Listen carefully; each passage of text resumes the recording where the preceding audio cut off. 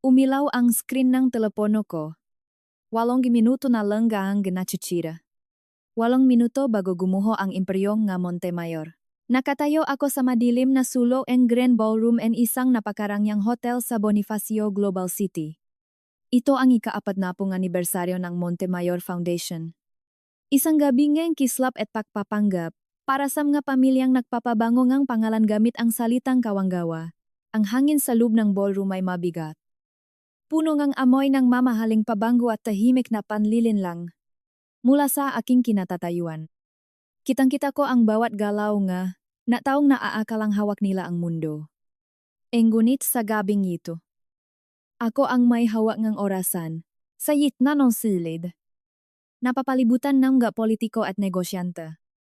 Naroon ang asawa kong si Dante, ang tagapagmana, Enega, Montemayor Empire. Ang lalaking naniniwala na ang kanyang apelido ay isang baluti laban sa anumang batas. Nakangiti siya habang hawak ang isang baso ng champagne. Ang kanyang kabilang kamay ay nakadapo sa baywang ng ibang babae. Ang babaeng iyon ay si Vanessa, ang kanyang opisyal na public relations director. At ang kanyang hindi opisyal na kabit. Suot ni Vanessa ang isang pulang evening gown na humuhulma sa kanyang katawan. At isang kwintas na may malaking diamante na kumikinang sa ilalim ng chandelier. Tinitigan ko ang diamanteng iyon. Alam ko ang eksaktong halaga niyan. At alam ko, ang eksaktong numerong bank account sa Cayman Islands kung saan galing ang pambayad diyan. Ayan ang parang dapat sana ay para sa pagpapatayo ng 3 pediatric clinic sa mga liblib na probinsya ng bansa. 7 minuto na lang. Tumawa si Dante sa isang biro ni isang senador. At sabay na tumawa si Vanessa. Tiningnan ako ni Vanessa mula sa malayo. At nakita ko ang pagangat ng gilid ng kanyang labi. Isang patagong ngiting tagumpay. Isang mensahe na nagsasabing siya ang tunay na reyna sa gabing ito. Hindi niya alam na ang bawat pagngiti niya ay nakadokumento sa 14 na kahon ng forensic audit na kasalukuyang binabasa ng federal na ahensya. Naniwala silang lahat na ako ay isang walang kwentang asawa. Isang simpleng babae na maswerte dahil pinakasalan ng isang Montemayor. Isang palamuti na madaling itago sa anino ng kanilang yaman. Ininom ko ang natitirang tubig sa aking baso.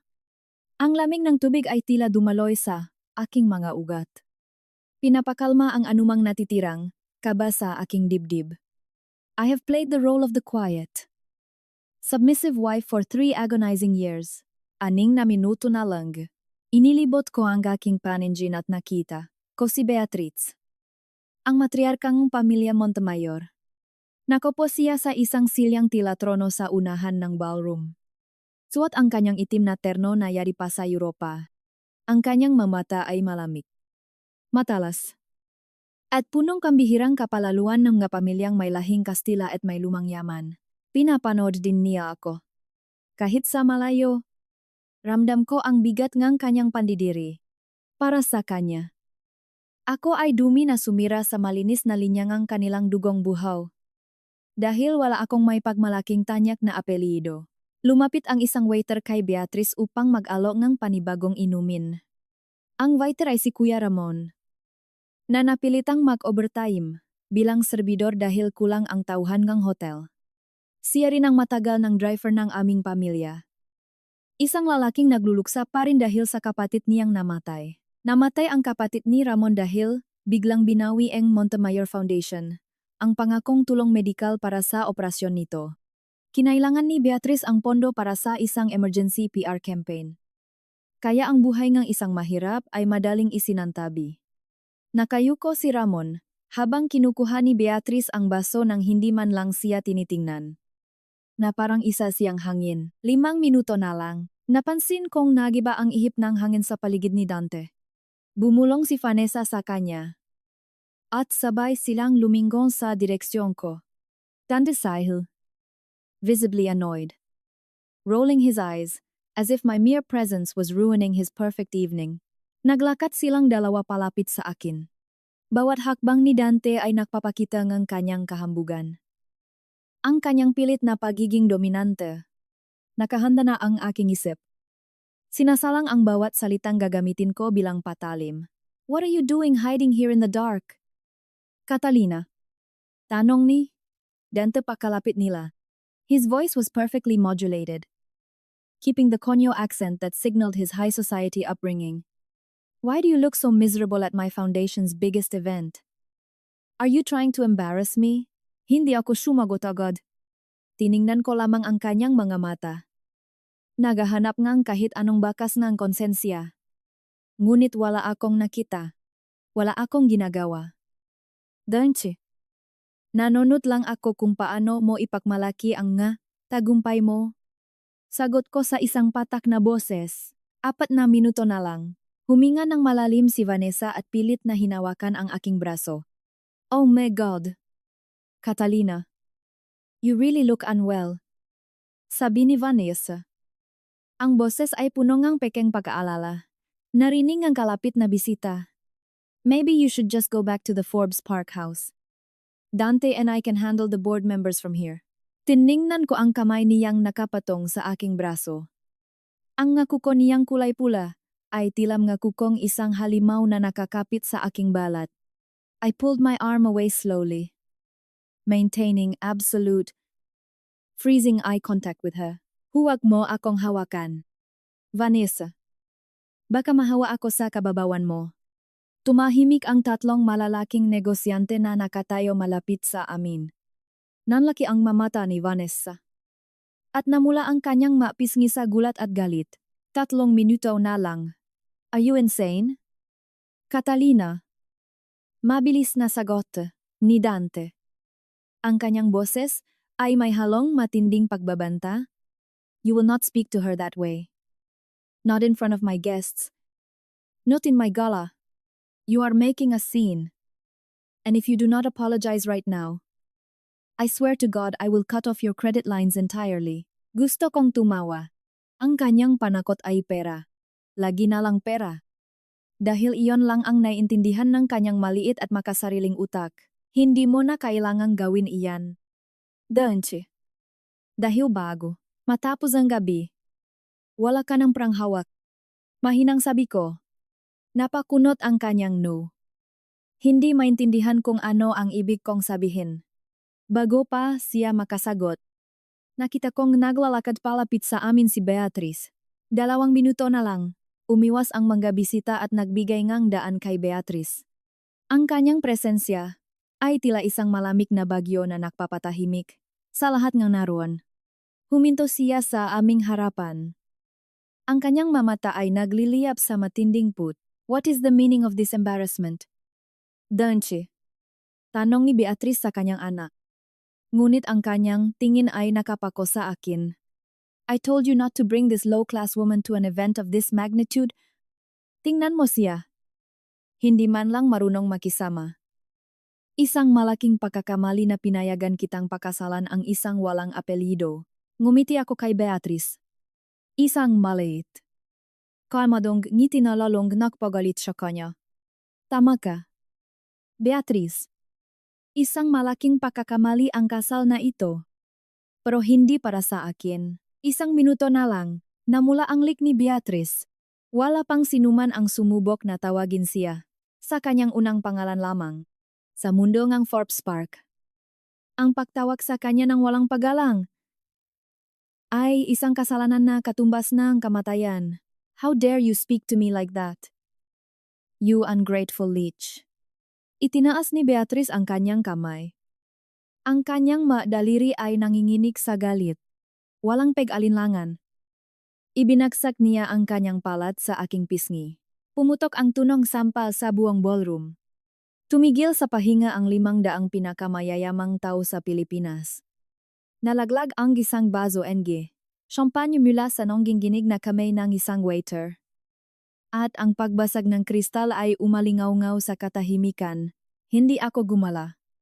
Naramdaman ko ang matinding hapdi na gumagapang mula sa aking pisngi patungo sa aking panga. Ngunit hindi ko hinayaang tumulo ang kahit isang luha. Dahan-dahan kong ibinaling ang aking mukha, pabalik kay Beatrice. At nakita ko ang pagtataka sa kanyang mamata kung bakit hindi ako umiyak. Tiningnan ko ang aking relo. 0. Tapos na ang oras. You are nothing but a gold digger. Catalina. nanginginih na bulong ni Beatrice. Sinusubukang bawiin ang kanyang kontrol sa sitwasyon. We took you out of the gutter. We gave you a life. And this is how you repay us. You are finished in this city. Pack your bags tonight, because you are leaving my son. Hindi ko na kailangang mag-impake. Beatrice, dahil simula bukas, wala na kayong bahay na uuwian. Naksalubong ang mga kilay ni Dante at humakbang siya paharap. Akmang hahawakan ako ng pilit. You are out of your mind. Catalina, tawag kayo ng security. Ilabas niyo ang babaeng ito. Bago pa man makalapit ang magwardyang hotel. Nakarinig kaming o sunod-sunod at mabibigat na kalabog mula sa labas. Bumukas ng malakas ang malalaking pintuan ng Grand Ballroom na yari sa mahogani. Pumasok ang 12 lalaking nakasuot ngang itim na tactical gear na may malalaking letrang NB sa kanilang ngalikuran. Sa likod nila ay 6 na abogadong formal na nakasuot ng madilim na asul na suit. At sa unahan ng buong grupo, naglolokod ng may malamigat na kakatakot na awtoridad. Ay ang aking ina, si Elena Valeriano, ang bilyonaryang tinaguriang apex predator ng Asian financial markets. Isang babaeng nakpabagsak ng 12 ng korporasyon at hindi kailanman nakpakitang awa. Tumigil ang musika. Parang naging yelo ang dugo sa ugat ng lahat ng mabisita. Bawat taong may posisyon at kapangyarihan sa silid na iyon ay kilala kung sino si Helena Valeriano. At lahat sila ay takot sa kanya. Lumapit si Helena sa aming pwesto. Ang tunog nganyang matataas na takong ay tumatagos sa katahimikan ng malawak na bulwagan. Huminto siya sa tabi ko. At malumanay na hinawakan ang pisngi kong namumula dahil sa sampal. Did this decaying old woman touch you? Anak? Tanong ni Helena. Ang kanyang boses ay puno ng mapanganib na lamig. Nanigas si Dante. Nalaki ang mamata ni Beatrice. Anak na utal na sabi ni Dante. Ang kanyang boses ay nabasag at nawalan ng lahat ng angas. Tiningnan ni Helena si Dante mula ulo hanggang paa na parang isang insekto. Yes. Dante. Anak ko. Ang nag-isang tagapagmana ng Valeriano Holdings. At ang babaeng nagsagawang 3 taong forensic audit sa lahat ng inyong manakaw na yaman. Napaatras si Vanessa. Nabitawan ang kanyang mamahaling clutch bag. Lumapit ang isa sa mga federal na ahente at iniabot ang isang makapal na folder kay Dante. Ito ay isang formal na Notice of Investigation at Spoliation of Evidence Warning. Makinig kayong mabuti. Sabi ni Helena sa isang boses na umalingaw-ngaw sa buong ballroom. Kasalukuyang nire-write ang maautoridad ang lahat ang inyong opisina. Kaya huwag niyo nang subukang tumawag sa inyong mga tauhan. Kung mayroon man sa inyo ang sumubok na maksret na dokumento o maklipat na pondo, idadagdag naman yung sa inyong kasong kriminal. Tumingin si Helena sa lahat ng bisita sa ballroom. Ang sinumang individual o negosyo na patuloy na makikipag-ugnayan sa Montemayor Enterprises simula sa gabing ito ay isasama sa aming investigasyon. Naksimulang makbulungan ang makataw. At nakita ko ang ilan na dahan-dahang naklakat palabas na pinto upang iligtas ang kanilang sarili. Tiningnan ko si Dante sa huling pagkakataon. Ang kanyang muha ay kasing puting papel. Ang kanyang makamay ay nanginginig habang hawak ang folder. Wala na ang mapagmataas na tagapagmana. Ang nasa harap ko ngayon ay isang duwag na bata na nakita ang katapusan ng kanyang mundo. Let us go! Catalina! Sabi ni Helena habang tumatalikod. Naglakad ako kasama niya. Inaakay ng 2 federal na ahente palabas ng ballroom. Habang naglalakad, kami siya mahabang pa siyong hotel. Narinig ko ang pagsisimulang ang kaguluhan sa loob. Ang sigawan. Ang pagbagsak ng imperyo. Sumakay kami sa isang naghihintay na armored SUV sa labas. Izinara na hensyang pinto. At sa wakas ay nabalot kami ngang tahimik at ligtas na kadiliman ngang sasakyan. Tumingin sa akin si Ina. Ang kanyang nga mata ay punong pagmamalaki at kalkuladong plano. Nakuha mo ba ang lahat ng kailangan natin bago ang sampal? Tanong ni Helena habang binubuksan ang kanyang tablet. Tumango ako. Pinupunasan ang manhid kong pisngi. Sino ang una nating wawasakin ngayong gabi? Ang tanong niya. Naghihintay ngang aking direktiba. Tumingin ako sa labas ng bintana habang umaandar ang sasakyan papalayo sa BGC. Si Dante at Beatrice ay tatakbo sa Forbes Park upang subukang buksan ang wall safe sa kanilang study room. Ipadala ang mga ahente sa mansyon. Sasalubungin natin sila sa mismong lugar kung saan nila itinatago ang kanilang pinakamaruruming lihim. Humikpit ang hawak nga aking ina sa kanyang tablet bago siya mabilis na nag-type nga ilang mensahe patungo sa aming legal team. Ang malamig na hangin mula sa aircon ng sasakyan ay tila yumayakap sa aking nag-init na balat. Ramdam ko pa rin ang hapdi sa aking kaliwang pisngi kung saan dumapo ang mapang-aping palat ni Beatrice. Ngunit sa halip na sakit, isang malalim at nakakalasing na kalmado ang bumalot sa aking buong pagkatao. Tapos na ang aking pagpapanggap bilang isang mahinang asawa. Nakarating kami sa aming lihim na penthouse sa Makati makalipas ang 20 minuto. Ito ang aming command center. Isang malawak at madilim na espasyo na napapalibutan ng makakapal na salamin kung saan tanaw ang buong Kalakhang Maynila. Pagpasok namin. Sinalubong kami ng aming mga forensic accountants at mga eksperto sa batas. Ang nga malalaking monitor sa pader ay walang tigil sa pag-ikot. Napapakita ang libu-libong linya ang mabang transfers. Mga offshore accounts. At mga pekeng resibo, lahat ng ito ay tahimik kong kinopya mula sa pribadong network. Ni Dante sa loob ng 3 taon ng aking mapait na pananahimik. Kumuha akong isang basong tubig at humarap sa malaking bintana. Mula hito, halos hindi mo makikita ang Forbes Park. Ang eksklusibong subdivision kung saan nakatayo ang naglalakihang mansyon ng Montemayor. Ngunit sa isip ko, kitang-kita ko ang eksaktong nangyayari sa loob ng kanilang bahay sa mga oras na ito. Tiyak na nakakagulo na sila. Nilalamon ng matinding gulat at takot sa aking pag-alis sa gala. Siguradong mabilis na hinilani. Beatrice ang kanyang ana upang tumakas mula sa mga mapanuring mata ng matataas na lipunan. Wala na silang pakialam sa kanilang mabisita at sa kanilang pekeng anibersaryo. Ang tanging nasa isip ngang magina ay ang pagsalba sa kanilang yaman at sa kanilang nakakasulasok na pangalan. Alam kong sa mga sandaling ito, tumatakbo ang mag-ina papasok sa kanilang pribadong study room. Isang malawak na silid na puno nga librong hindi naman nila binabasa at mamahaling antigong kasangkapan. Ngunit ang tunay na halaga ang kwartong iyon ay nakatago sa likod ang isang malaking painting ng yumaong lolo ni Dante. Nandun ang kanilang wall safe. Ang malamig na bakal na kahon na naglalaman ng mga orihinal na dokumento. Mga patunay ng pekeng foundation na ginagamit nila upang magnakaw ng bilyon-bilyong pondo mula sa mga inosenteng tao. Nakatanggap akong isang text message mula sa isang hindi kilalang numero. Nagsimula na ang paper shredder. Iyon ang simpleng nilalaman ng mensahe. Napangiti ako ng tipit.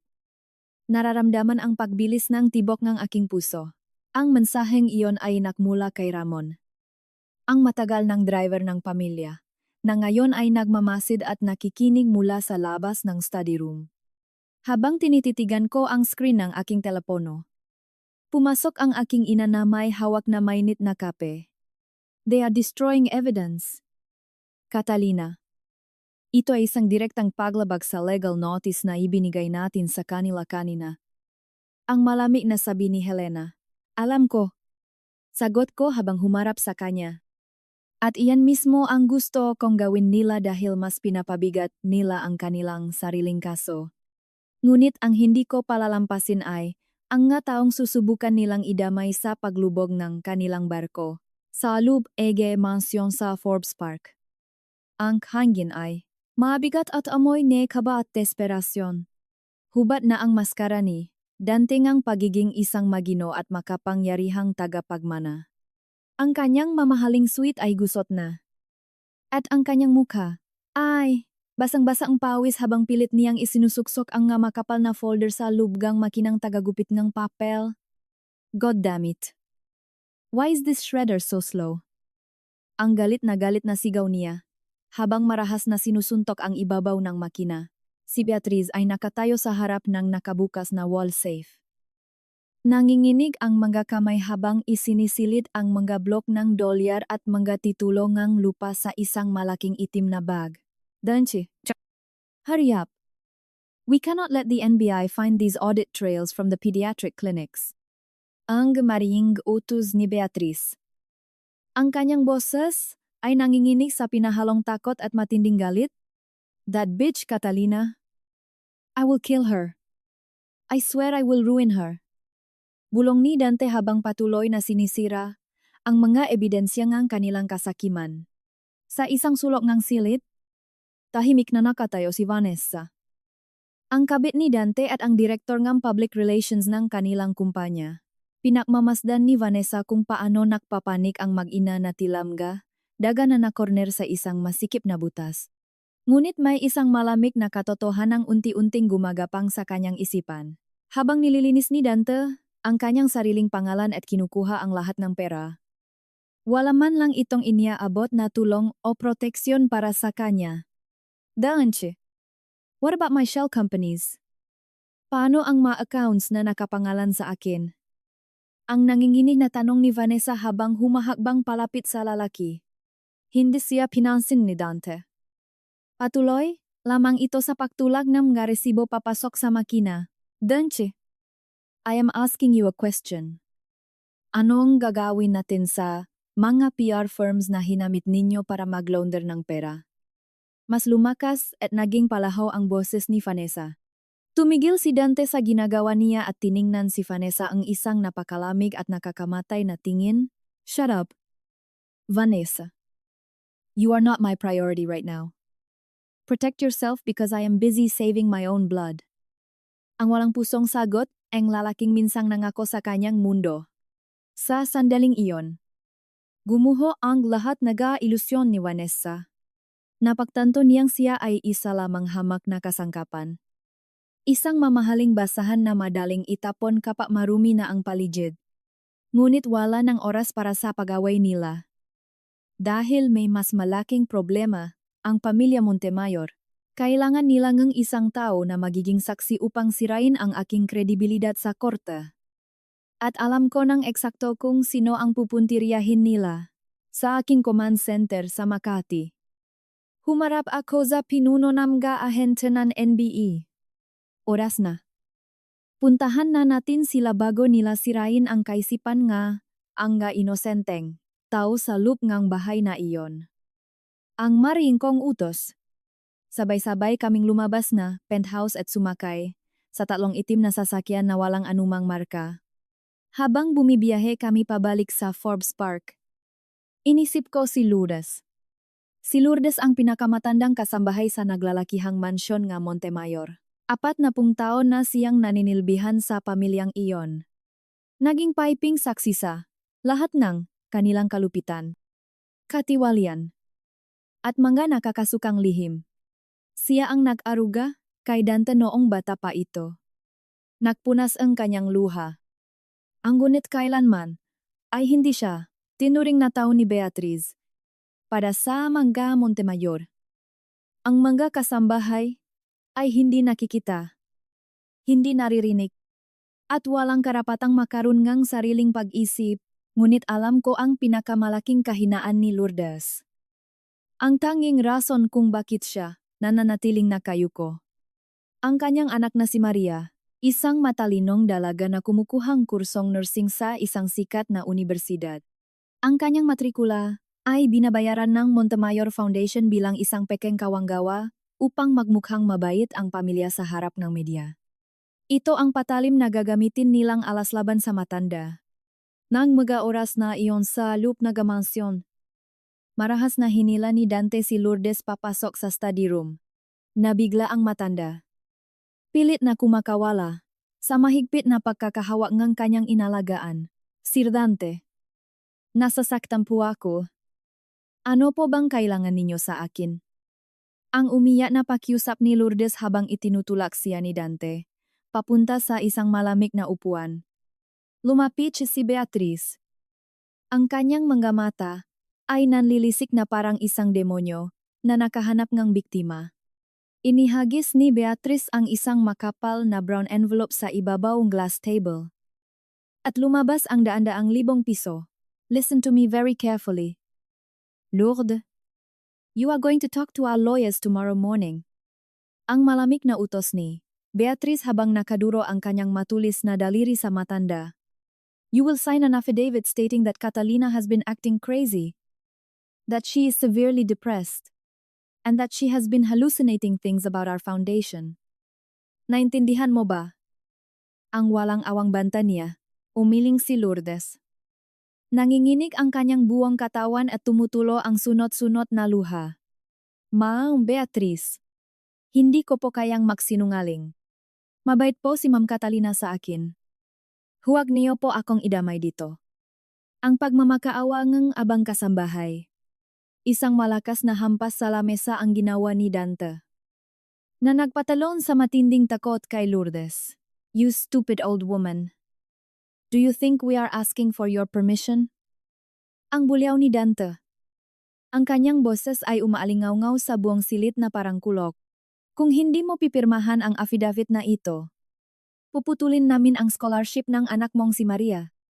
At sisiguraduhin kung hindi siya makakatapos. Sisiguraduhin kung hindi siya makakakuha ng trabaho sa kahit anong ospital sa buong Pilipinas. Ang malupit na banta ni Dante na tumusok sa pusong ina. Parang binagsakan ng langit si Lourdes sa mga narinig niya. Ang kanyang anak ang kanyang tanging pag-asa. Ang tanging liwanag sa madilim niyang buhay ngang pangaalipin sa ilalim nga Montemayor. Opo. Opo. Pipirma po ako. Maawa po kayo sa anak ko. Ang humihikbing sagot ni Lourdes habang nakayuko at walang kalaban-laban sa sahig. Ngumiti si Beatrice ng isang nakakakilabot na ngiti ngang tagumpay at kayabangan. Good. Now, pick up that money and wipe your tears.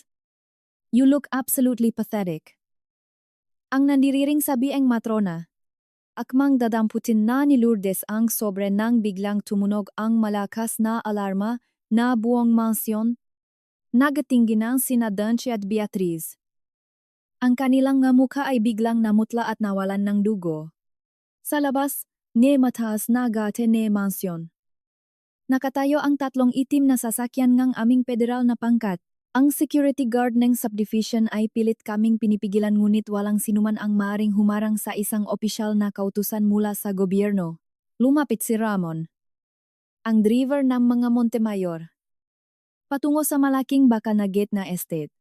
Tiningnan niya ng diretso ang kamera ng intercom.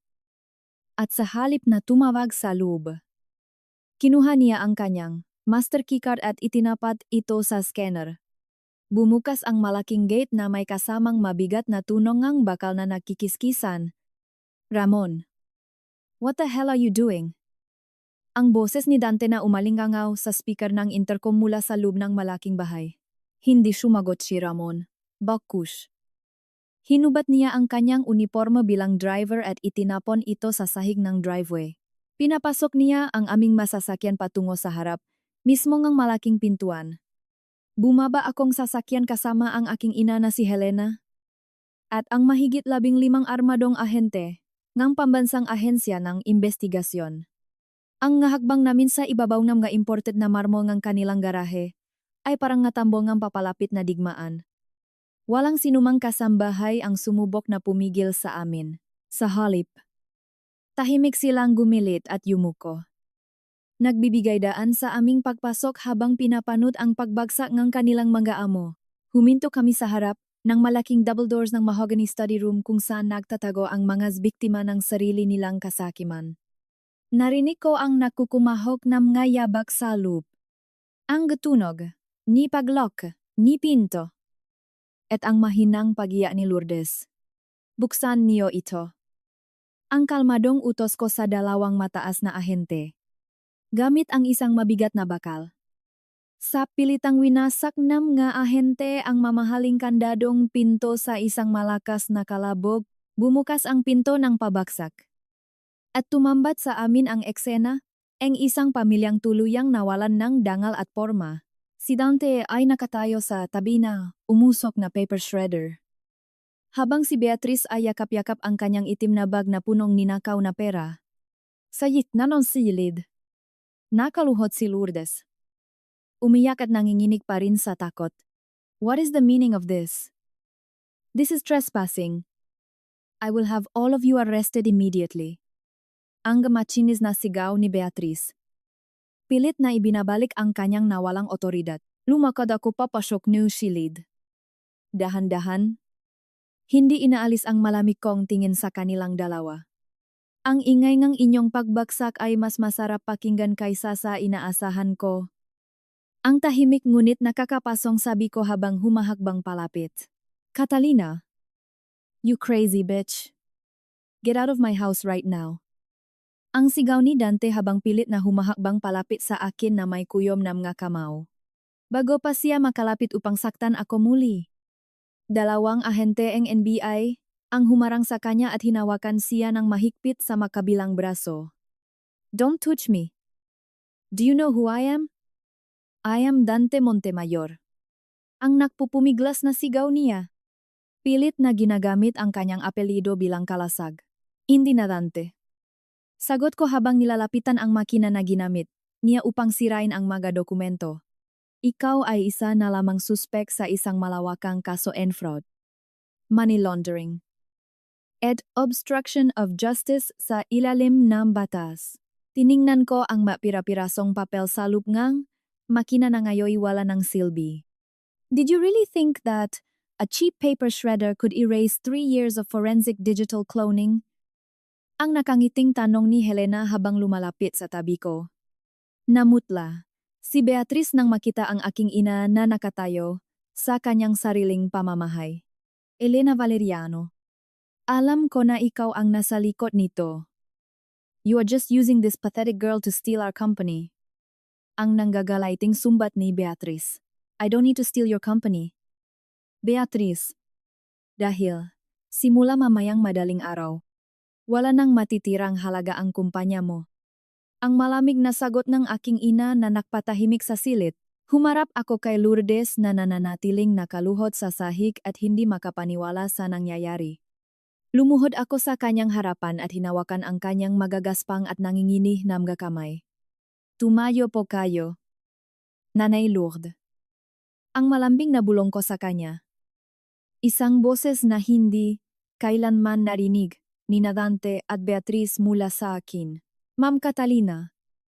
Tinakot po nila ako. Tatanggalin daw po nila ang scholarship ng anak ko kung hindi ako magsisinungaling laban sa inyo. Ang patuloy na pagiyak matanda habang yakap ko siya. Nilinggong ko si Dante. At sa pagkakataong ito, wala nang natitirang pasensya o pagmamahal sa aking mamata, kundi purong katarungan. Ang pera ng foundation na ipinagmamalaki mo ay hindi sa inyo. Ito ay ninakaw ninyo mula sa mga donasyon para sa mga mahihirap na bata at mga pamilyang nagugutom. Ang mariin kong sabi. At huwag kang mag-alala sa pag-aral ng anak ni Lourdes. Dahil simula bukas, ang Valeriano Holdings na ang magbabayad ng lahat ng gastusin niya hanggang sa makapasa siya sa board exam. Nakita ko ang panlalaking nga mata ni Dante. Unti-unti niyang nararamdaman ang pagkawalang kanyang kapangyarihan at pagkontrol sa mga taong nasa paligid niya. Sirain niyo ang pamilya ko. Nakawin niyo ang lahat. Ngunit hindi kayo mananalo sa korte. We have the best lawyers in Manila. We own the judges. Ang pagyayabang ni Beatriz habang hinihigpitan, ang hawak sa kanyang bangang pera, sinensyasan ko ang isang ahente. At mabilis nitong hinablot ang itim na bag mula sa mahigpit na pagkakahawa ng matrona. How dare you? Give that back. That is my private property. Ang tili ni Beatriz habang sinusubukang bawiin ang bag ngunit itinulak siyang ahente pabalik sa upuan. Itinapon ng ahente ang laman ng bag sa ibabaw ng mesa. Kumalat ang libu-libong dolyar. Mga alahas. At mga pekeng titulo. Ang tawag diyan ay spoliation of evidence at flight risk. Beatriz. Ang paliwana ni Helena, na may halong mapait na pangungutya, sa kanyang lumang kaaway. The moment you tried to empty that safe, you proved to the federal agents that you are entirely guilty of your crimes. Tahimik pa rin si Vanessa sa isang madilim na sulok. Nakatitik sa akin na parang nakakitang isang hindi mapigilang bagyo. Tiningnan ko siya mula ulo hanggang paa. Tinitimbang ang kanyang kahalagahan sa susunod na yuktong aming plano. You, Vanessa. You have a choice to make tonight. Ang malamig kong alok sa kanya, na nagpabilis ng kanyang pahinga. Pwede kang lumubog sa mga barkong ito sa loob ng isang madilim na selda. O pwede kang magsalita. Magsalita ka kung paano ginamit ng maginang ito ang panggalan mo sa mga offshore accounts sa Cayman Islands at iligtas ang sarili mo. Nanlaki ang mamata ni Vanessa. Tiningnan niya si Dante. Naghihintay ang huling pagtatanggol mula sa lalaking nakpasok sa kanya sa gulong ito. Noon tumiwas natenggong si Dante. Kinakagat ang kanyang labi. Pinoprotektahan lamang ang kanyang sariling balat habang nalulunod sa kahihiyan. I don't know anything. I just do the PR. Ang nanginginig na sagot ni Vanessa habang humahakbang paatras palayo kay Dante. We will see about that. Sagot ko bago tuluyang tumalikod sa kanya. Iniiwan siya sa kanyang sariling takot. Inalalayan ko si Lourdes na makatayo at marahang iginiya siya papunta sa pintuan palabas ng sumpaang kwartong iyon. Secure this room. Bag all the shredded documents. And confiscate every single laptop. Ang pamal na utos ang pinuno ang NBI na nakpasimula ang mabilis na pakilos ang mga ahente. Wala nang magawa si Dante, kundi panoorin ang nga ahente na isa-isang nilalapastangan ang kanilang banal na study room at ang kanilang mga lihim. Ipinasok nila sa mga plastik ng ebidensya ang nga antigong kahon, ang mga nakatagong hard drive, at maging ang mga pribadong telepono ng pamilya. Si Beatrice ay napabagsak sa kanyang executive leather chair. Hindi makapagsalita at nanginginig ang malabi.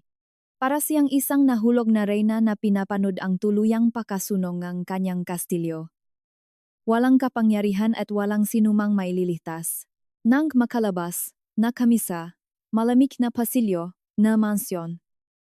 Napansin kong nakatayo si Ramon sa tabi ng malaking hagdan. Salamat. Ramon. Ang simpleng sabi ko sa kanya, bilang pakilala sa kanyang katapangan. Para sa kapatid ko ito. Ma'am Catalina. Ang sagot ni Ramon na may matinding pait ngunit may kahalong ginhawa sa kanyang nga mata. Ang kanyang kapatid ay namatay noong nakaraang taon matapos bawiin ng Montemayor Foundation ang pangakong tulong pinansyal para sa operasyon nito sa puso. Dahil sa kasakiman ni Beatrice at sa pagbili ng kanyang bagong yate. Namatay ang kapatid ni Ramon. At iyon ang naging mitsa ng kanyang tahimik na paghihiganti. Sumama ka na sa amin. Nakahanda na ang inyong safe house. Ligtas na kayo ngayon mula sa kanilang magalamay. Ang sabi ko kina Ramon at Lourdes. Bago ako tuluyang lumabas nege mansyon. Huminto ako at lumingon pabalik sa loob na winasak na study room. Nakachingjing sa aking si Beatrice. Ang kanyang nga mata ay puno nga matinding put. Na tila gusto akong patayin kung kaya lang nga niyang titih. Your money cannot buy silence anymore. Beatrice. Ang malakas at malinaw kong deklarasyon na umalingaw-ngaw sa buong mansyon at sa pandinig ng nga kasambahay. Sa loob nga 40 taon.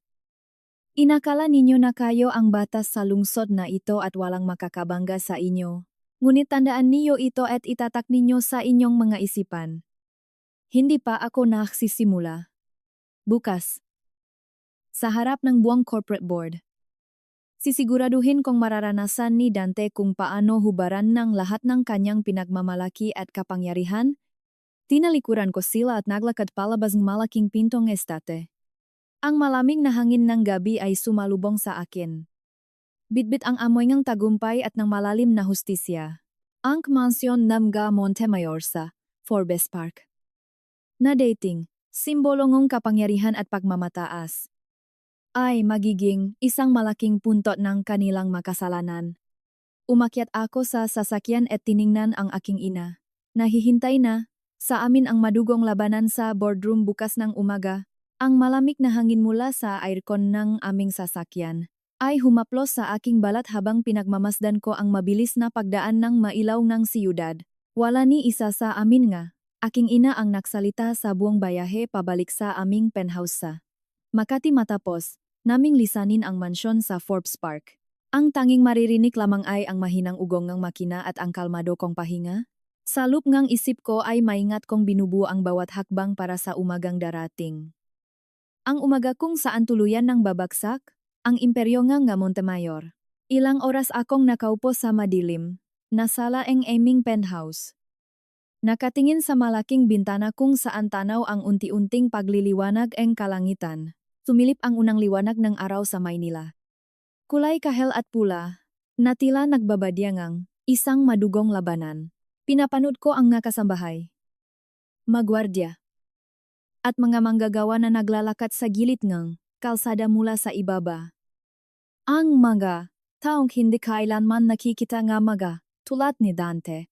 Sila ang mataong ginagamit lamang bilang manumero sa kanilang mga pekeng foundation. Mga pangalang kinakasangkapan upang magmukhang malinis ang kanilang maduduming pera. Ngunit ngayon, ang nga numerong iyon ang mismong puputol sa kanilang mga leak. Alas 6:30 ng umaga nang marating namin ang Bonifacio Global City. Ang nagtataasang magusaling ang BGC ay tila mga higantang gawa sa salamin at bakal. Nakikinangan sa sikat ng araw. Sa gitna nito ay ang Montemayor Enterprises Tower. Isang pamilyar at matayog na istruktura na nagtatago ng nabubulok nilang yaman. Huminto ang aming itim na sasakyan sa tapat ngang malaking pasukan ngang gusali. Pinunasan ko ang maliit na alikabok sa aking itim na suit. Isang kasuotang pinili ko hindi upang magpa-impress, kundi upang magsilbing uniforme sa gawing pagpuksa. Ito ang parehong gusali kung saan nila ako palaging pinagtawanan. Kung saan nila ako itinuring na isang walang kwentang asawa na palamuti lamang sa kanilang malaking opisina. Tuwing bumibisita, ako rito nun. Ang maempleyado ay yumuyuko sa akin ngunit nakikita ko ang awa at pangungutya sa kanilang mata. Alam nga ang lahat, sa gusaling ito na si Vanessa ang totong reyna ni Dante. Habang ako ay isang anino, lamang na naghihintay sa bahay. Ngayon, ako ang magsasarangam ga pintong kahariang ito, naglakad ako papasok sa grand lobby. Ang aking mata kong ay lumilikha ng matalim at mabigat na tunok sa makinis at mamahaling marmol na sahig. Napatayo ang mga gwardya nang makita ako. Halatang naguluhan dahil wala silang natanggap na abiso tungkol sa pagdating ng asawa ng kanilang CEO. Good morning po, Ma'am Catalina. Bati ng head ng security. Ang kanyang boses ay nanginginig dahil nakita niya ang aking ina na si Helena Valeriano na naglalakad sa aking likuran. Kasama namin ang 4 na abogado mula sa aming corporate legal team. Bawat isa ay may bitbit na makakapal na dokumento. Wala akong isinagot sa gwardya. Tanging isang malamig na tango lamang. Bago ako dumiretso sa executive elevator, walang sinuman ang sumubok na pigilan kami. Marahil dahil sa autoridad, nadalan ng panggalang Valeriano na ngayon, ay umalinggaw na sa buong financial district. Pumasok kami sa elevator at pinindot ko ang ika-50 palapag. Ang pinakamataas na bahagi ng gusali kung saan naroon ang executive boardroom. Habang umaakyat ang elevator, nakatingin lamang ako sa digital na numero na mabilis na nagbabago. 20, 30, 40. Bawat palapag ay kumakatawan sa mga taon ng pang-abuso, pagnanakaw, at panlilinlang nega pamilya Montemayor. Bawat palapag ay bigat ng kasalanan na kanilang ipinatong sa mga inosenteng tao tulad ng pamilya ni Ramon. Nang bumukas ang pinto ngang elevator sa ika-50 palapa, sumalubong sa amin ang amoy ngang mamahaling kape at ang tahimik na tensyon sa pasilyo. Ang mga executive assistant ay natigilan sa kanilang mga desk. Hindi alam kung tatawag ba sila ngang seguridad o yuyuko bilang pagalang. Sa dulo ngang mahabang pasilyo ay ang malaking pintuan na gawa sa purong mahogani. Ang pintuan ng boardroom kung saan ginagawa ang lahat ng malalaking desisyon ng sindikato. Huminto ako sa labas na pintuan at nakinig sa mga boses na nakmumula sa loop. Naririnig ko ang boses ni Dante. Umaalinggaw ang kanyang pilit na pagiging kalmado ngunit may bahid ng desperasyon. Gentlemen, please, let us not overreact over some malicious rumors. Sabi ni Dante sa kanyang mga board members. Ang kanyang boses ay umaapaw. Sa pilit na kumpiyansa, my wife is simply having a severe mental breakdown. An episode of extreme paranoia and jealousy that we are handling privately. Patuloy niya. Sinusubukang kumbinsihin ang mga matatandang lalaki sa kwarto. She's unwell. And I assure you, any claims about our foundation are the delusions of a sick woman trying to ruin my reputation out of spite. Narinig ko ang mahinang pag-ubongeng isa sa mga board member. Isang manifestasyon nega kanilang pagdududa. But Dante, the stock prices have taken a massive hit this morning. And there are whispers of a federal inquiry. Sagot ng isang matandang boses. Punong pagkabahala. I have it under control. Mabilis na sagot ni Dante. The PR department is already drafting a statement to control the narrative. And Vanessa is coordinating with our media contacts as we speak. Wala nang saysay ang paghihintay. Kaya itinaas ko ang aking kamay at dahan-dahang itinulak ang malaking pinto. Ang mabigat na tunog ng pagbukas ng pinto ay pumutol sa lahat ng usapan sa loob ng kwarto. Lahat ng mata ay bumaling sa akin. Ang 20 miyembro ng board na nakaupo sa paligid ng mahabang lamesa ay sabay-sabay na natigilan. Sa kabisera ng lamesa ay nakatayo si Dante.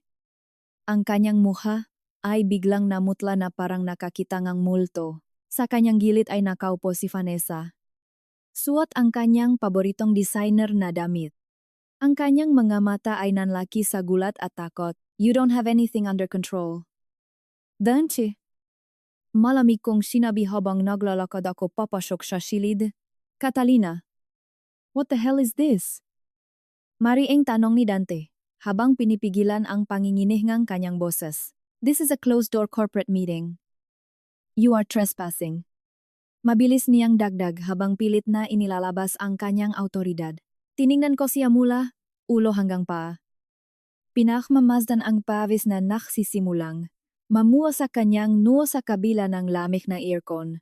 Ang kanyang mamahaling Swiss na relo ay kumikinang sa ilalim ng mga ilaw. Ngunit hindi nito may tatago ang katotohanan na ang oras niya ay ubos na. I am not here as your wife. Dante. Sagot ko ng may napakalamig at payapang boses. Tinitingnan ang bawat miyembro ng board. I am here as the principal forensic auditor representing Valeriano Holdings, the entity that holds the largest secret debt of this very company. Isang malakas na bulungan ang sumabog sa loob-em boardroom matapos kong bitawan ang nga salitang iyon. Ang nga board members ay nakpalitan ng nga naguguluhang tingin. Ang ilan ay mabilis na kinuha ang kanilang nga telepono upang maghanap ng balita. This is absurd. Siga ni Dante. Hampas ang kanyang kamay sa ibabaw ng lamesa upang makuha muli ang atensyon ng lahat. Security. Get this crazy woman out of my building right now. Utos niya ngunit walang lumapit na gwardya dahil nasa labas na ang mga tauhan ng aking ina. Stop embarrassing yourself. Dante. Kalmadong utos energy aking ina na si Helena. Na ngayon ay humakbang papasok sa silid. Ang presensya ng aking ina ay nakdala ang isang nakakabinging katahimikan sa buong kwarto. Ang kanyang autoridad bilang isa sa mga pinakamakapangyarihang bilyonaryo sa Asya ay hindi matatawaran. We have frozen all your credit lines as of 6 o'clock this morning, pending a federal investigation. Patuloy ng aking ina. Ang kanyang nga mata ay parang yelo na nakatitik sa kaluluwa ni Dante. Napasinghap si Vanessa. Ang kanyang kamay ay napatakip sa kanyang bibig habang unti-unting naiintindihan ang bigat ng sitwasyon. Inilapak ko ang 3 makakapal na itim na folder sa gitna ng makinis na lamesa. Buksan ninyo ang ma-folder na iyan. Utos ko sa mga board members. At tiningnan ko sila ng diretso sa mata. Dahan-dahang inabot ng pinakamatandang board member ang unang folder at binuksan ito. Ang kanyang makamay ay nangingini habang binabasa ang mapahina. Naglalaman iyan ang kumpletong forensic audit ng Montemayor Foundation mula sa nakalipas na 10 taon. Paliwanag ko. Ang aking boses ay malinaw at hindi nakmamadali. makikita ninyo na 40% ang lahat ng donasyon para sa mga pekeng pediatric clinics sa mga probinsya ay direktang inililipat sa 13 shell companies. Bawat salita ko ay tilam nga pa ko na ibinabaon sa kabaong ni Dante. You will also find the exact routing numbers of the offshore accounts in the Cayman Islands. Accounts that trace directly back to the public relations firms managed by Vanessa. Lahat ng mata sa boardroom ay sabay-sabay na tumingin kay Vanessa. Pilit siyang umatras sa kanyang upuan. Ang kanyang magandang mukha ay napalitan ngang matinding takot habang nakatingin sa mga lalaking biglang naging manggakaway niya. That is a lie. Nanginginig na sigaw ni Vanessa. I only handled the media press releases. I don't know anything about offshore accounts.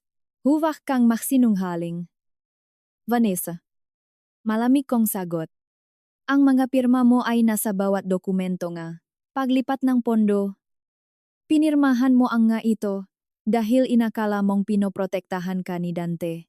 Napachingjing si Vanessa K. Dungchi. Naghihintay na ipagtanggol siya nga laking pinaglilingkuran niyang kanyang katawan at kaluluwa. Ngunit si Dante ay nakatingin lamang sa mga dokumento. Ang kanyang panga ay makasikop. Hinahanap sa kanyang isip ang huling butas upang makatakas. These documents are fabricated. Pilit na jit ni Dante. His voice now a desperate pitch. This is an illegal acquisition of fake data. You have no proof that these routing numbers correspond to our foundation. Bago ko pa man siya masagot, bumukas muli ang pintuan ng boardroom. Pumasok si Arturo, ang Chief Financial Officer ng kumpanya. Kasama ang kanyang personal na abogado. Ang hitsura ni Arturo ay tila isang taong hindi natulog ng isang buong linggo. Ang kanyang balat ay kulay abo. Ang kanyang nga mata ay malalim. At ang pawis ay tumutulo mula sa kanyang noo. Arturo, what is the meaning of this? Gali na tanong ni Dante. Where have you been all morning? Hindi sumagot si Arturo kay Dante. Sa halip ay tumingin siya sa akin at sa aking ina ng may matinding takot at pagsisisi. I am sorry. Dante. Nanginginih na bulong ni Arturo. Ang kanyang boses ay basak at mahina. I couldn't take it anymore.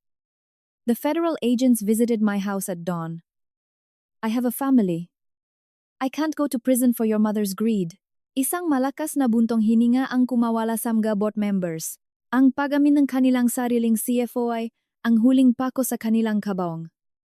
Ang ebidensyang hindi na mapapasubalian ng kahit anong public relations spin. He has flipped state's evidence. Paliwanag NG abogado ni Arturo sa buong board. He has surrendered the master ledger to the Department of Justice in exchange for immunity. Napatras si Dungchi. Ang kanyang matuhot ay tila nawalan ng lakas at napabagsak siya sa kanyang executive na upuan. Ang kanyang aroganteng muha na laging nakataas tuwing minamaliit niya ako ay ngayon ay nakayuko sa matinding kahihiyan. Wala na siyang magagawa. Ang pera niya ay naka-freeze. Ang kanyang CFO ay bumalaktat. At ang kanyang nga kasinungalingan ay nakakalat na sa harapan ng mga taong pinagkakautangan niya. Ngunit ang kasamaan ng isang Montemayor ay hindi madaling mamatay. Naghahanap itong ibang masisisi. Ang ibang isasakripisyo, tumingala si Dante. Ang kanyang mamata ay biglang napuno ng malamig na determinasyon. Isang huling desperadong hakbang para iligtas ang kanyang sariling balat. I didn't know about the shell companies. Biglang sabi ni Dante. Ang kanyang boses ay muling tumigas. Sinusubukang gumawa ng bagong kwento, lahat kami ay natigilan sa kanyang sinabi. Lalong-lalo na si Vanessa na napakurap ng ilang beses. What are you talking about? Dante. Takot na tanong ni Vanessa. Her manicured nails digging into the leather of her chair. She manipulated the funds. Malakas na idineklara ni Dante. Itinuturo ang kanyang daliri kay Vanessa. She was the PR head. She operated outside my jurisdiction and abused the trust of the foundation to siphon the money into her own private firms. Ang katahimikan sa loob ng boardroom ay nakakabingi. Pinanut ko ang eksaktong sandali kung saan nawasak ang mundo ni Vanessa. Ang ilusyon niya na siya ay minamahal. na siya ay kabilang sa mataas na lipunan. Na siya ang reyna, gubuhay ni Dante. Ay gumuho sa isang kisap mata. Dante? How could you? Basag na boses ni Vanessa. Tumutulo ang mga luha sa kanyang pisngi. I did everything for you. You told me to sign those papers. You acted alone. Malamig na sagot ni Dante. Hindi man lang siya tinitingnan. The board must understand that the PR department circumvented executive oversight. I will fully cooperate with the authorities to ensure she is prosecuted to the fullest extent of the law. Dagdag pa ni Dante. Ibinebenta ang kanyang kabit ng walang ni katiting na pag-aalinlangan. Nakatitig lamang ako kay Dante. Pinagmamasdan ang sugdulang kawalan niyang ang kaluluwa. Ganyan silang malumang mayaman. Kapag ang apoy ay malapit na sa kanilang mapa, itutulak nila ang sinuman papasok sa pugon upang mailigtas ang kanilang masarili. Humikbi si Vanessa. Isang tunog ng purong pakawasak at pagtataksil na umalingaw sa malaking silid. Tumingin siya sa mamiyembro ng board na nakatingin sa kanya ng may pandidiri. Tinatanggap ang kwento ni Dante dahil mas madaling isakripisyo ang isang tagalabas kaysa pabaksakin ang buong kumpanya. Pagkatapos ay tumingin si Vanessa sa akin. Sa mga mata niya, nakita ko ang pagkaburangang kanyang pagmamataas. Ang pag-unawa na pareho lang kaming ginamit ng pamilyang ito. Ngunit siya ang napiling majingpin. Pinunasan ni Vanessa ang kanyang maluha gamit ang likot ng kanyang nanginginih na kamay. Isang malamig na katahimikan ang bumalot sa kanya. Ang takot ay napalitan ng isang mapanganib na galit. Dahan-dahan siyang yumuko at inilagay ang kanyang kamay sa lupeng kanyang mamahaling designer na bag. What are you doing? Kinakabahang tanong ni Dante. Ang kanyang mamata ay nanlaki nang makita ang galaw ni Vanessa. Hindi sumagot si Vanessa. Sa halip ay nilabas niya ang isang maliit na itim na telepono. Isang lumang burner phone na hindi nakakonekta sa anumang opisyal na network ng kumpanya. He thinks I am stupid. Bulong ni Vanessa. Ang kanyang boses ay tuyo at puno ng lason habang nakatingin sa akin. He thinks I didn't keep copies of his direct orders. His text messages telling me exactly which accounts to wire the stolen hospital funds to. Namutla si Dante. Ang huling hiblangang kanyang lakas ay tuluyan ng naglaho. Vanessa. Don't you dare. Banta ni Dante. Akmang tatayo mula sa kanyang upuan ngunit pinigilan siyang dalawang abogado ngang aking ina na humakbang palapit. Inilapag ni Vanessa ang itim na telepono sa ibabaw ng makinis na mahogani na lamesa, sa isang mabilis at mabigat na tulak ng kanyang daliri. Padulas na gumulong ang telepono sa ibabaw ng lamesa. Lumilihang mahinang tunong gasgas. Natila musika. Sa aking nga tainga, ang telepono ay huminto ng eksakto sa tapat ko. Take it. Catalina. Malamig na sabi ni Vanessa. Burn him to the ground. Tiningnan ko ang itim na telepono. Ang maliit na piraso ng plastik at salamin na magpapabagsak sa isang buong dinastiya. Nangingini ang panga ni Dante habang nakatitik sa parehong telepono. Hindi makapaniwala sa kataksilan nga, babaeng inakala niyang pag-ari niya. Gusto niyang sumigaw ngunit walang lumalabas na boses mula sa kanyang lalamunan. What the hell are you doing? Vanessa. Bulong ni Dante. Ang kanyang boses ay basag at puno ng takot. You crazy bitch. You are destroying everything. Ngumiti lamang si Vanessa. Isang ngiting walang emosyon at puno emput. I am saving myself. Dante. Dahil alam kong ako ang unang ipapakain mo sa mga buhaya. Walang sinuman sa lupon ng direktor ang naglakaslub na magsalita o gumawa ng anumang ingay. Ang hanging pumapalibot sa amin sa loob ng boardroom ay nadying napakabiga. Tila ba naubusan ng hangin ang buong silid. Dahan-dahan kong inabot ang telepono at inilagay ito sa loob ng aking bag. The audit is finished. Gentlemen, malami kong pahayak sa mga direktor na nakaupo sa paligid ng pabilok na lamesa. Expect the federal authorities to freeze all your domestic and offshore accounts within the next 24 na oras. Tumalikod na ako at naglakad palabas ng boardroom. Bitbit ang huling pirasong ebidensya na tatapos sa kanilang lahat. Naramdaman ko ang mga mata nilang nakatitig sa aking likuran. Mga matang punong pangamba at kawalan ng pag-asa. Pagsakay ko sa elevator. Sinalubong ako ni Helena nang may tahimik na pahanga sa kanyang tindi. Nagsimula nang bumaksak ang kanilang kaharian. Ngunit alam kong hindi susuko ng walang laban si Beatrice. Ang mamatandang pamilyang tulad ng Montemayor ay mas gugustuhing manira ng buhay kaysa mapahiya sa matangang publiko. Mula sa nagtataasang salamin na gusali ng Bonifacio Global City. Dumiretso kami sa isang lihim na penthouse sa Makati. Dito namin dinala si Vanessa. Malayo sa mapanirang kamay ni Beatrice at Samga, desperadong utos ni Dante. Umupo si Vanessa sa isang mahabang sofa. Balisa at yakap ang kanyang sarili habang nakatitig sa kawalan. Look, I gave you the phone. Ibigay niyo na sa akin ang immunity del ko. Naiyak na pakiusap niya habang nanginginig ang kanyang matuhod. Kinuha ni Helena ang kanyang laptop at ikinonekta ang telepono ni Vanessa upang simulan ang pakuha nga mensahe. Hindi ganun kadali iyon. Vanessa. Sagot ko habang pinagmamasdan ang maluhang sumisira sa kanyang mamahaling pampaganda.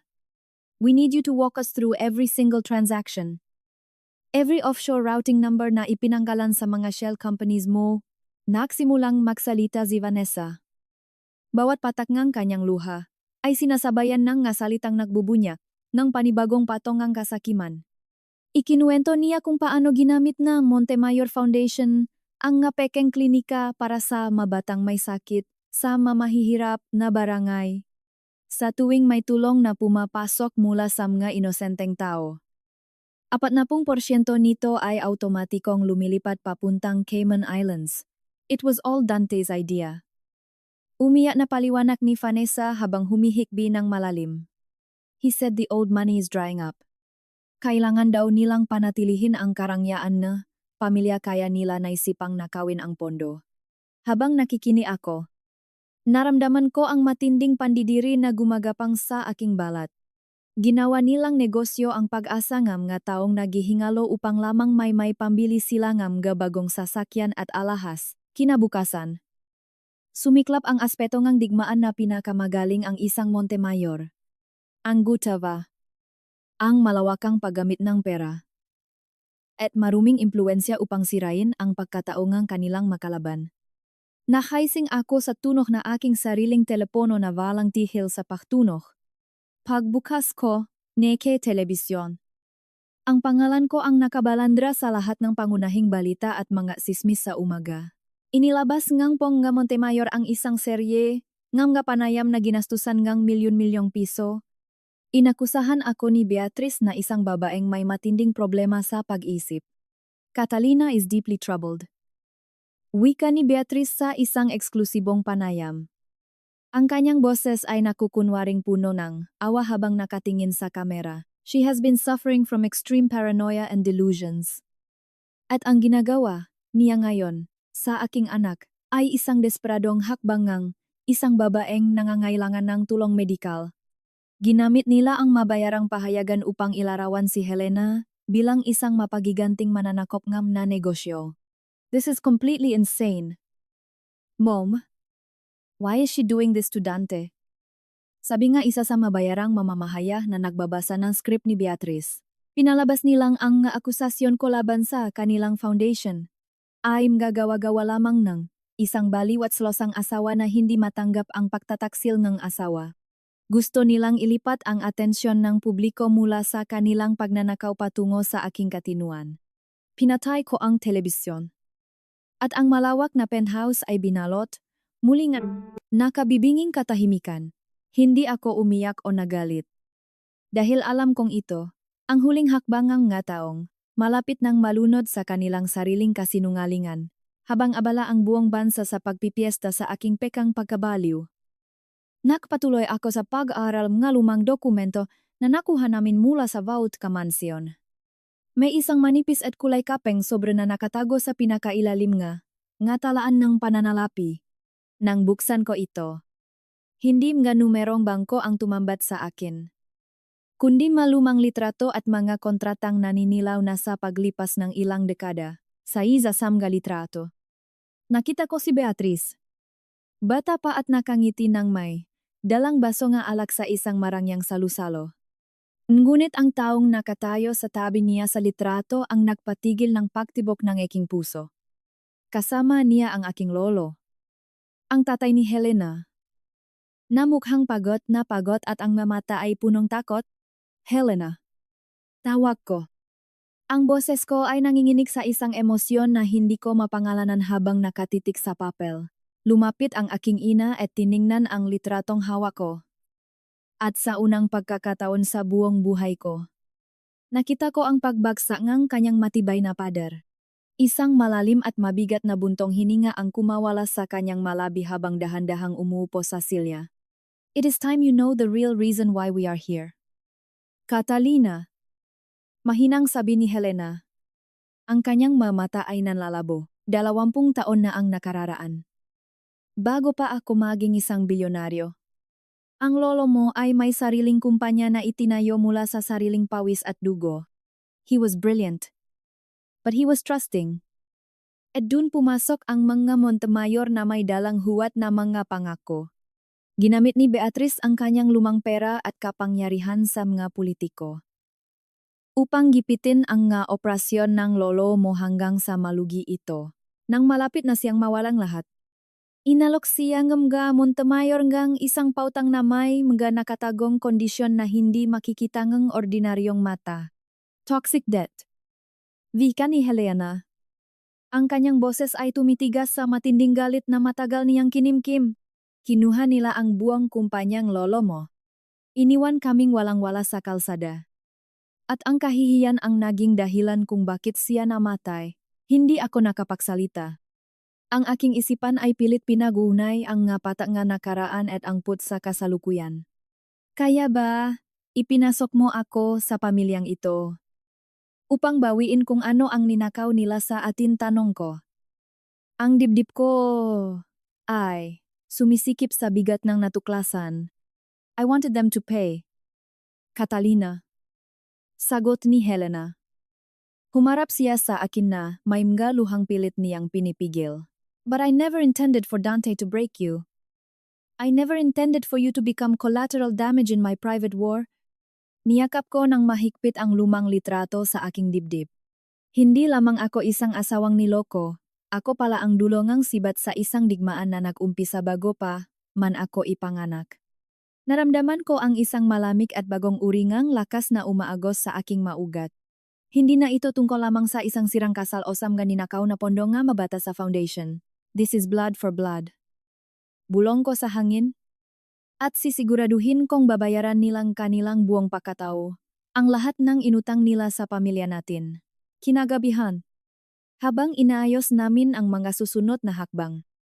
Nakatanggap nga mensahe si Helena mula sa aming pangkat ng paniktik. Palihim na nagpatawag si Dante ngang agarang pagpupulong sa isang maliit ngunit napakamahal na hotel sa Bonifacio Global City. Kasama niya si Beatrice at ang kanilang hanay ngam gabayarang abogado na sanay maglinis ng kanilang makalat. Ang kanilang plano ay gumawa ng pekeng ebidensya na magdidiin kay Arturo. Ang kanilang tagapamahalangang pananalapi. At kay Lourdes. Gusto nilang palabasin na ang dalawang ito ang nakunsabahan upang nakawin ang pera ng kawanggawa ng walang kaalam-alam ang nga Montemayor. They are manufacturing a scapegoat. Malamig na komento ni Helena habang pinapanood ang live feed ng mga kamera sa labas ng hotel room. They think they can just buy their way out of a federal crime by throwing their own employees to the wolves. Ngunit hindi nila alam na bago pa man sila tumuntong sa hotel na iyon. Palihim nang nabili ni Helena ang buong gusali. Ilang araw pa lamang ang nakalilipas. Kinuha ko ang aking telepono at tinawagan ang hepe ng maimbestigador ng pamahalaan na nakatalaga sa labas ng gusali. Serve the subpoena now. Utos ko. Walang kahit anong awa o emosyon sa aking boses. Sa loob ni 3 minuto. Umayat ang maahente at walang pasabing binuksan ang pintuan ng silid kung saan nagpupulong sina Dante. Ibinigay ng maahente ang isang formal na kautusan kay Dante.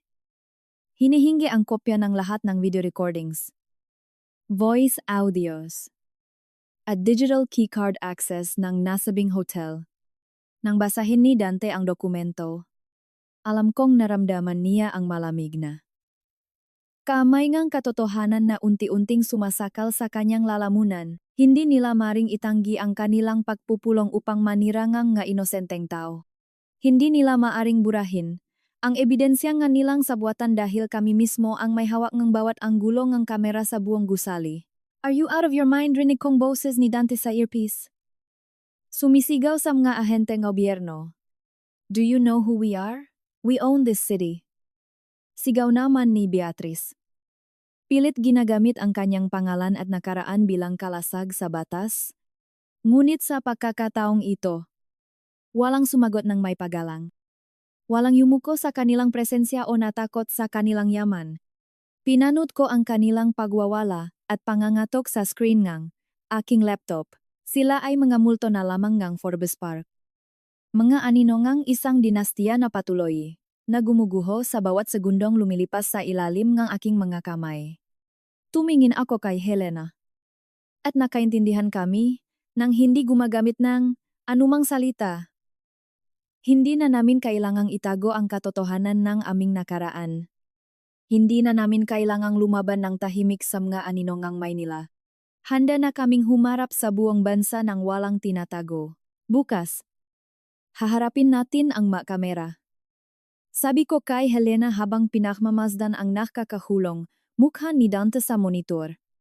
Ipapaalala natin sa kanila na gaano man karami ang kanilang pera. Palaging maniningil ang katotohanan.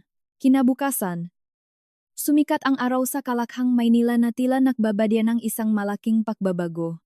Ang malamig na hangin na umihip sa bintana ng aming penthouse sa Makati ay tila nagdadala ngamoyng papalapit na unos para sa pamilya Montemayor. Huminga ako ng malalim habang inaayos ang kwelyo ang aking puting blazer. Ngayon ang araw ngang pahuhukom.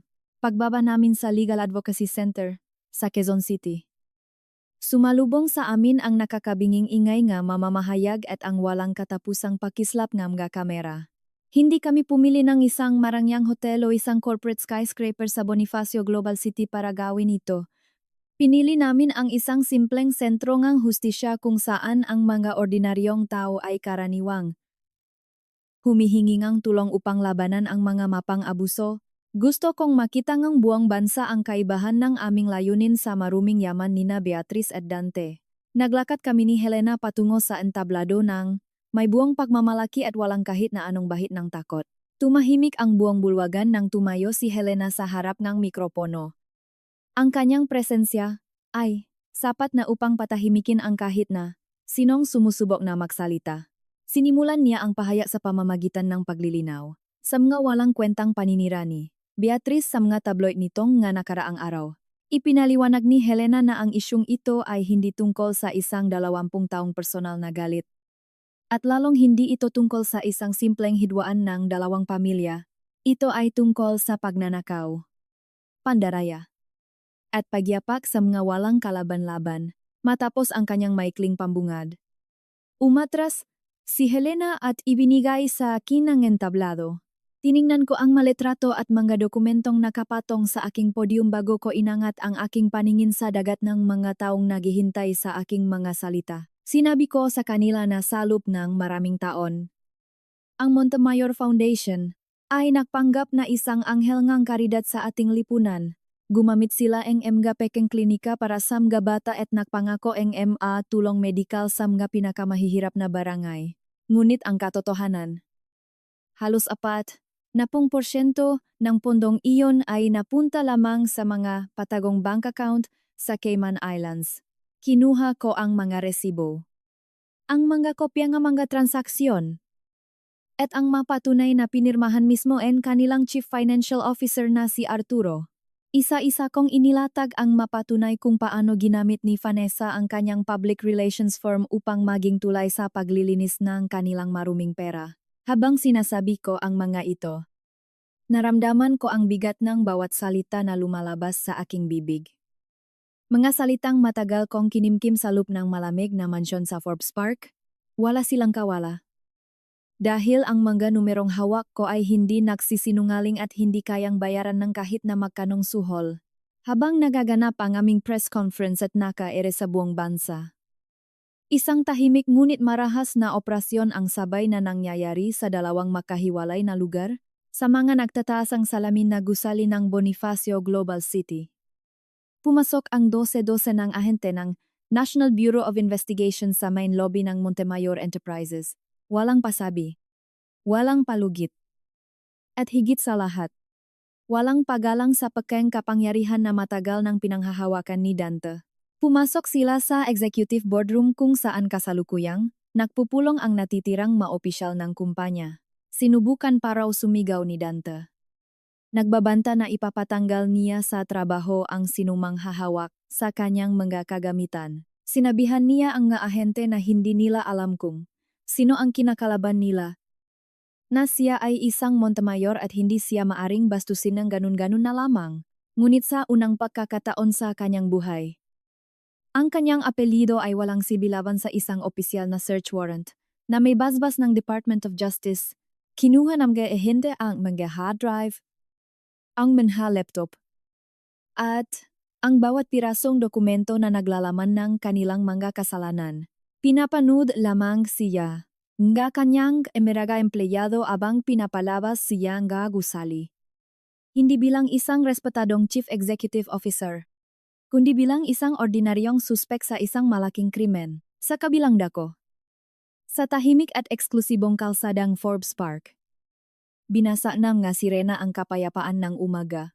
Huminto ang nga itim na sasakyan ng gobyerno sa tapat ng malaking gintong tarangkahan ng mansyon ng Montemayor. Bumaba ang mga autoridad at puwersahang pumasok sa LUMG bahay na dati ay tila isang hindi mapapasok na palasyo. Nakasuot pa raw ng kanyang mamahaling seda na damit pantulok si Beatrice nang salubungin niya ang nga ahente sa sala.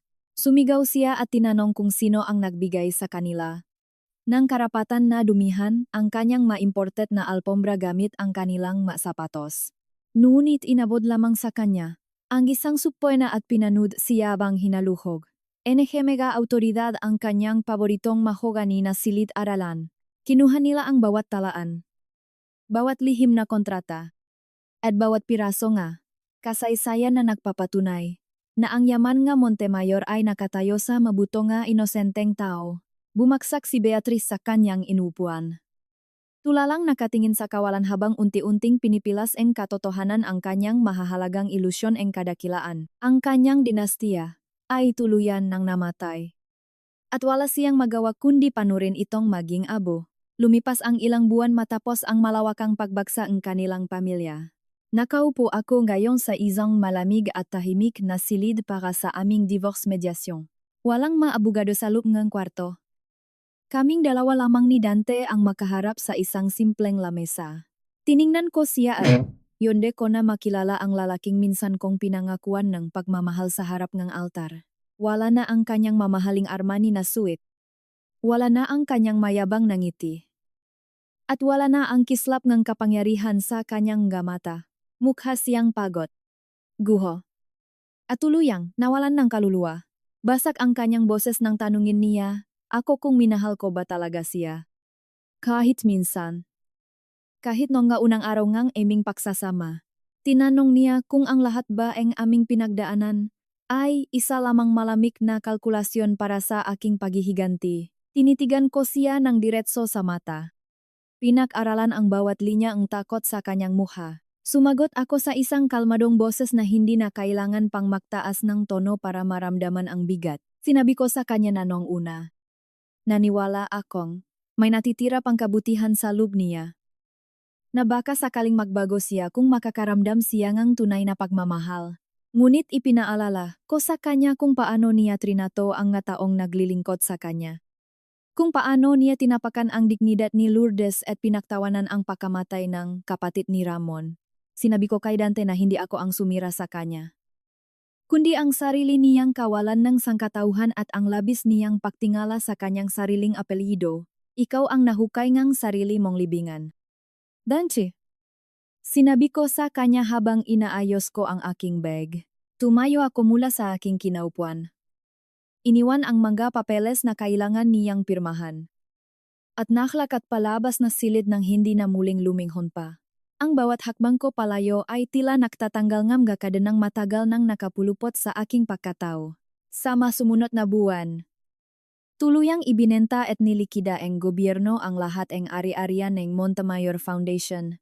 Ang milyon-milyong pondo na nakuha mula sa kanilang nga tagong account ay ibinalik sa mga komunidad at ginamit upang pondohan ang nga totoong klinika at ospital para sa mga mahihirap. Ginamit ko ang aking sariling pondo sa tulong ng aking inang si Helena upang magtayo ng isang bagong institusyon. Isang institusyon na naglalayong protektahan ang mga whistleblower at tulungan ang mga kababayhang nakararanas ng pang-abusong pinansyal mula sa kanilang mga asawa. Hindi na namin kailangan magtago sa mga anino. Si Lourdes at ang kanyang pamilya ay nasa isang ligtas na lugar na ngayon. Binigyan ng sapat na pondo upang mapag-aral ang kanyang anak sa isang maayos na universidad ng hindi nagmamakaawa. Si Ramon ay naging punong tagapangasiwangam gasasakyan sa aming bagong organisasyon. May dignidad sa kanyang trabaho at may kapayapaan sa kanyang puso dahil nabigyan ng hustisya ang kanyang yumaong kapatid. Habang pinahmamastan ko ang paglubok na araw mula sa aking bakong opisina, napagtanto ko ang isang mahalagang aral na babaunin ko habang buhay. Ang tunay na kapangyarihan ay hindi nasusukat sa damingang para sa bangko o sa laking bahay sa Forest Park o sa takot na kaya mong itanim sa puso gataong nakapaligid sa iyo. Ang tunay na kapangyarihan ay ang kakayahang panatilihin ang iyong dignidad sa gitna ng pang-aabuso. Ang mahabang pasensya na maghintay ng tamang pagkakataon. At ang lakas ng loob na sabihin ang katotohanan, dahil sa huli. Gaano man kaganda ang kasinungalingan at gaano man kataas ang pader ng mapang-api, ang katotohanan ay palaging magtatago ang mga resibo. At sa takdang panahon, sisingilin nito ang lahat ng utang,